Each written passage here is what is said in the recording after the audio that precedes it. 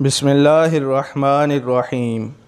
حضرت سیدنا عبداللہ بن سلام رضی اللہ تعالی عنہ فرماتے ہیں کہ جن دنوں باغیوں نے حضرت سیدنا عثمان بن عفان رضی اللہ تعالی عنہ کے مکان رفیع الشان کا محاصرہ کیا ہوا تھا، ان کے گھر میں پانی کی ایک بوند تک نہیں جانے دی جا رہی تھی، اور حضرت سیدنا عثمان غنی رضی اللہ تعالی عنہ پیاس کی شدت سے تڑپتے رہتے تھے۔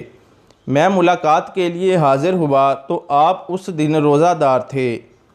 مجھ کو دیکھ کر فرمایا، اے عبداللہ بن سلام، میں نے آج رات تاجدار دو جہاں مدینے کے سلطان صلی اللہ علیہ وآلہ وسلم کو اس روشن دان میں دیکھا ہے۔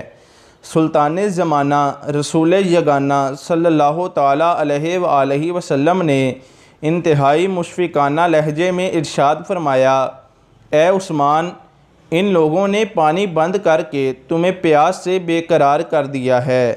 میں نے عرض کی، جی ہاں، تو فوراً ہی آپ صلی اللہ علیہ وآلہ وسلم نے ایک ڈول میری طرف لٹکا دیا جو پانی سے بھرا ہوا تھا۔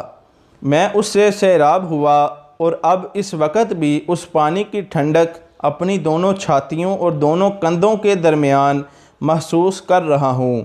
پھر حضور اکرم نور مجسم صلی اللہ علیہ وآلہ وسلم نے مجھ سے فرمایا، ان شئت نصرت علیہم و ان شئت افطرت عندنا، یعنی اگر تمہاری خواہش ہو تو ان لوگوں کے مقابلے میں تمہاری امداد کروں، اور اگر تم چاہو تو ہمارے پاس آ کر روزہ افطار کرو۔